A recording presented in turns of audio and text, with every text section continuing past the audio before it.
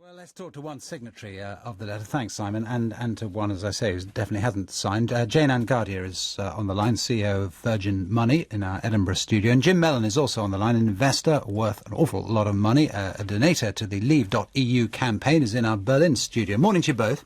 Morning. Good morning. Jane Angadia, first of all, you've signed why? Because I feel passionate about our future in Europe, and I hear the arguments about whether or not business leaders should sign this letter. I've signed for three reasons.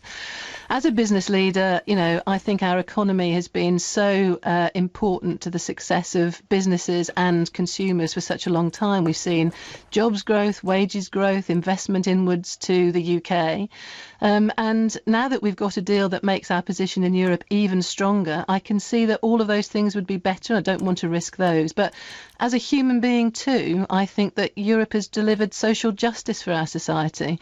There's been improvement in health and safety, in working hours, in minimum wages, and I really think that we should continue to build on that. And then, frankly, as a mother, I want our children to be brought up as Europeans, not as isolationists. And all of those reasons, I think, are very important for us to stand up and be counted and to make a point in an argument that's going to be a once-in-a-generation decision. Jim Melon?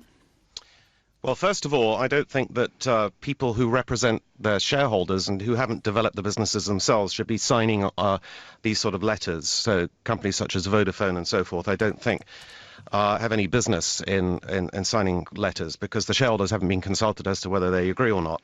Secondly, it's quite obvious to me that if you read the list of these signatories, most of them are people who've clawed their way up the corporate ladder rather than true entrepreneurs who've started businesses like Lord Bamford or Peter Hargreaves or James Dyson or Crispin Odey, all of whom are very firmly in the out camp.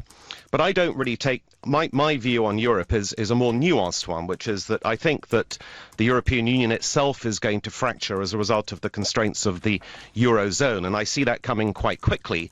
And my point is not that we're making a leap in the dark if we leave Europe. It is that basically we're making a leap in the dark if we stay in, because there are very dark days ahead in Europe. I can tell you right now that I believe that Italy and France are bust, and that they're going to cause the breakup of the Eurozone. And if we're still on the Euro Titanic when that happens, it will be a depression for the United Kingdom, as indeed it will be in Europe. And that's the point, isn't it, Jane Angadia? That's actually pretty uncertain, and we've discussed this on the programme in the last month or so. It is that there are uncertainties in both directions. You say in your letter, business needs unrestricted access to the European market of 500 million people in order to continue to grow. You seem to be suggesting that somewhere we don't get that access on the day that we leave. That's not really the case, is it? I think there are many fewer uncertainties by staying in.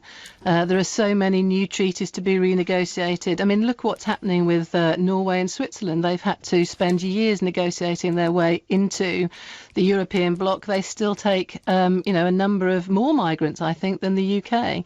And so our uncertain future in renegotiating our position compared to the certainty of the position we've now negotiated, I think is very, very important in the difficult world that we live in. And I absolutely believe that, one great reason for staying in Europe is we are definitely better together, safer together, and more prosperous together than we ever would be alone. And Jim Mellon, an awful lot of people who are employed by these companies who have signed the letter today will be listening to those words and thinking, perhaps she's right. Well, undoubtedly true. I mean, there are nuanced arguments to be made on both sides. But what is certain is that at the moment the UK has the equivalent population of 350,000 people shoveling money on a net basis to the European Union every year. That's the size of the town of Bristol. That's a transfer from the UK to Europe. Europe itself is a sclerotic organisation. Italy's had no growth since 2000, and indeed the whole of Europe has a very, very low growth rate. And they still I believe buy an awful lot of our stuff, though, don't they? Well, they do, but it's less and less. I mean, our trade with Europe is now about 43% of our exports, and the time we joined in the 70s, it was about 75%, with a lesser number of countries. But I also want to make one more point, which is that these luminaries from the FTSE 100 who are signing these letters, which, as I said, I don't think they should be doing, they have delivered a negative return on balance to their shareholders since 1999.